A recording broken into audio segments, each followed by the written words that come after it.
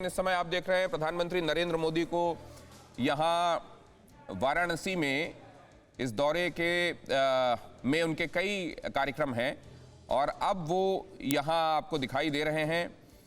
आज पूरे दिन को हमने आपके लिए समअप किया, कैसे उन्होंने कब कितने बजे क्या किया है।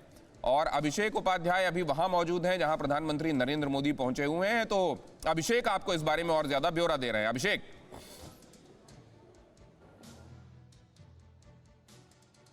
बिल्कुल, देखिए मैं आपको यहाँ की तस्वीरें पहले दिखा दूं। दिनेश, हम जहाँ पर हैं वहीं पर तैयारियां हो रही हैं गंगा आरती की। देखिए नीचे से आपको पूरी तस्वीर आपको दिख जाएगी।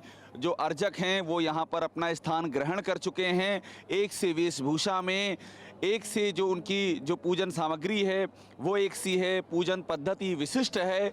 और यहाँ पर जो लोग आए हुए हैं, भक्तगण आए हुए हैं, उनकी संख्या और उनका उत्साह, ये दोनों आपस में टक्कर ले रहे हैं। जितनी संख्या है उतना ही उत्साह है और उधर से निनाद हो रहा है, उधर से हर हर महादेव का उद्घोष हो रहा है। और देखिए किस तरह से स्वास्तिक से सजाया है ये, और स्वास्तिक भी है और साथ में त्रिशूल भी है, और उस पर दीप, उस पर चारों ओर से उसको दीप मालाओं से आच्छादित कर रखा है। आज शिव दीपावली यहाँ मनाई जा रही है। आपने देव दीपावली देखी है काशी के घाटों पर, लेकिन आज शिव दीपावली का अवसर है।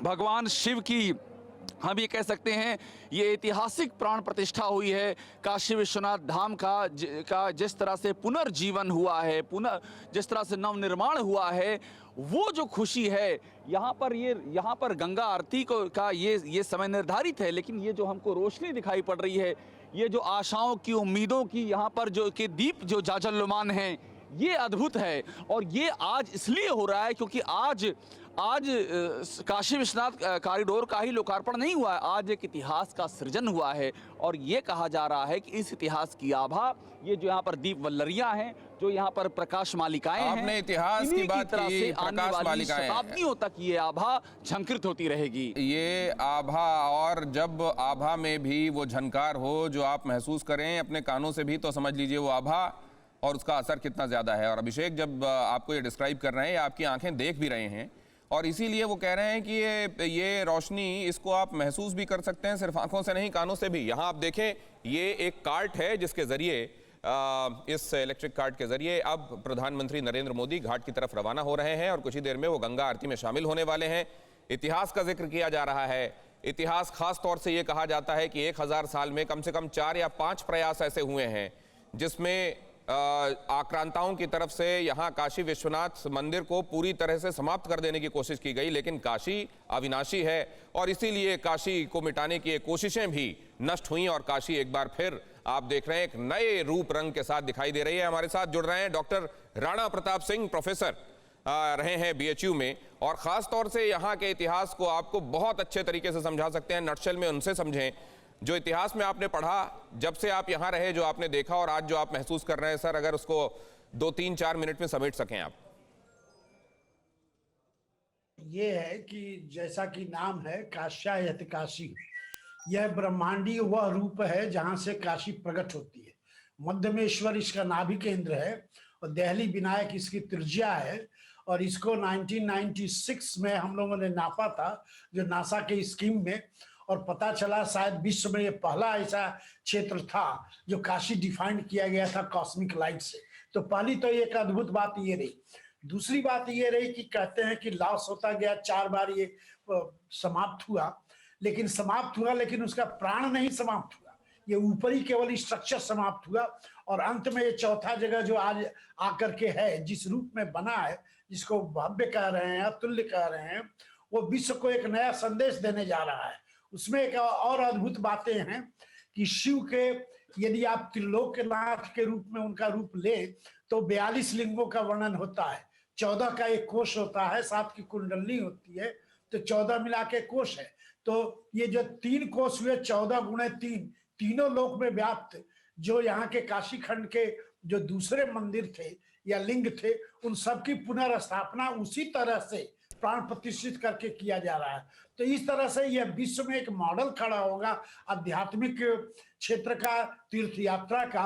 और इसी के आधार पर अन्य जो ऐसे नगर हैं, जैसे अयोध्या है, मथुरा है, दक्षिण में कुंभकोणम है, तो इनकी भी उस तरह से स्थाप्य और उस तरह से मॉडिफिकेशन किया जाएगा। तो यह तो मॉडल आप जो ये है कह रहे हैं कि यहां से बाकी जगहों के लिए भी एक रास्ता प्रशस्त होता है, काशी उन जगहों के पुनरुद्धार जीर्णोद्धार के लिए और उनमें पुनर्स्थापना के लिए भी राह प्रशस्त करती है। चंद्रमौली जी हमारे साथ जुड़े हुए हैं। चंद्रमौली जी, आप तो ईश्वरीय गणनाओं को भी समझते हैं, सितारों की चाल को भी समझते हैं। आज जब सब कुछ ये चल रहा है, भारत कहते हैं काशी जब करवट लेती है तो भारत का भाग्य बदलता है। आज काशी ने फिर करवट ली है, प्रधानमंत्री ने इशारा किया।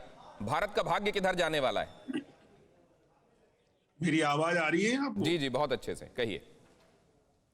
काशी में एक और भी शिवलिंग है, उसका नाम है काशी करवट। तो काशी पहले ही से करवट ले चुकी है। मेरा कहना यह है, सबसे बड़ी बात है कि काशी में जो आज हमारे माननीय प्रधानमंत्री जी ने जो लोकार्पण किया है इस कॉरिडोर का, और मंदिर के बहुत सारे स्थान ऐसे हैं जो कि बहुत ही जीर्ण अवस्था में थे, उन सभी को एक नए रूप में मूर्त रूप से उनको हमारी जनता के सामने प्रदर्शित किया है। काशी में अगर देखा जाए तो यही एक ऐसा मंदिर रह गया जो कि माने वर्तमान में है, रह नहीं गया मंदिर, वर्तमान में है, जो इसका स्वरूप अब हम भारत के अच्छे अच्छे मंदिरों से इसकी तुलना कर सकते हैं। मैं 2004 से निरंतर हर 3 साल में एक न्यास परिषद का गठन होता है। मैं 5वीं बार अभी 5 दिन पहले इस नए न्यास परिषद का गठन हुआ, जिसमें मैं पुनः जो है न्यास परिषद का सदस्य बना।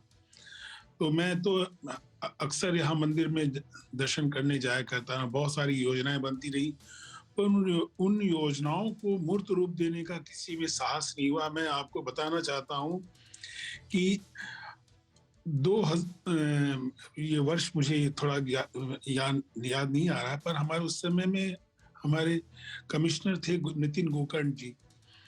उन्होंने हम लोगों के जो परिक्रमा हम लोगों की जो होती थी शिवलिंग की तो परिक्रमा नहीं होती थी, उसके बाहर से जो परिक्रमा होती थी, उस बाहर की परिक्रमा में एक ऐसी गली थी जो कि मुश्किल से 3 फीट की थी, और उसमें आदमी जो परिक्रमा करता था तो बहुत ही कष्ट में माने स्थिति रहती थी वहां पे।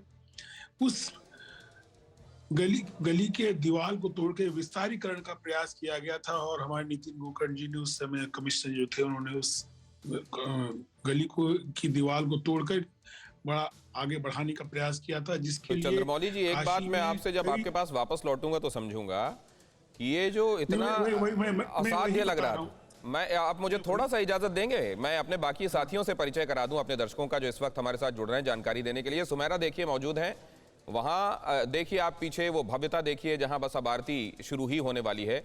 उमेश पाठक कुछ ही देर में हमारे साथ आपको स्क्रीन पर नजर आएंगे, वो भी आप तक काशी का एक अद्भुत रंग आज की शाम आप तक पहुंचाने वाले हैं। और अब चंद्रमौली जी के पास में चलता हूं, जल्दी से वो अपनी बात पूरी कर लें, और उसके बाद सुमेरा मैं आपके पास आने वाला हूं, इसलिए स्टैंड बाय रहिएगा प्लीज जी। तो उस समय जो दीवार गिराई गई थी, उसके लिए काशी में बहुत संस्था माने पार्टियों ने, कुछ संस्थाओं ने प्रोसेशन निकाला, बहुत सारे जुलूस निकले 3-4 दिन तक लगातार। कुछ ने आमरण अनशन करने का भी अनशन में बैठ गए। उसके लिए हम लोगों ने काफी प्रयास किया, सभी न्यास के परिषद के सदस्यों ने, कि भाई आप लोग इस प्रोसेशन को मत निकालिए, एक अच्छा कार्य हुआ है। उसके लिए बहुत सारे लोगों ने इतनी तरह तरह की बातें की। ये मोदी जी ने का दृढ़ संकल्प है, और ये इतना बड़ा कॉरिडोर कितने मंदिरों को नए रूप में स्थापित किया गया।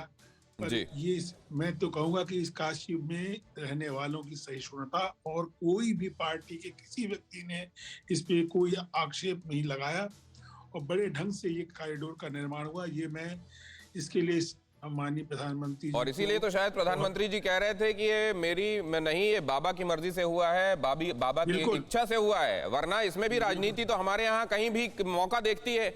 और अगर राजनीति आप कह रहे हैं इसमें नहीं आई, तो इसके लिए निश्चित रूप से बाबा का आशीर्वाद रहा होगा। मैं अब सुमेरा के पास जाता हूं। सर, मैं आता हूं आपके पास, आपकी और बातें मैं सुनूंगा। इस समय आपके पास डॉक्टर राणा, आप भी हमारे साथ बने रहिएगा, मैं आपके पास फिर से आने वाला हूं। लेकिन परवाह देश की, सोमवार से शुक्रवार रात 10 बजे TV9 भारतवर्ष पर।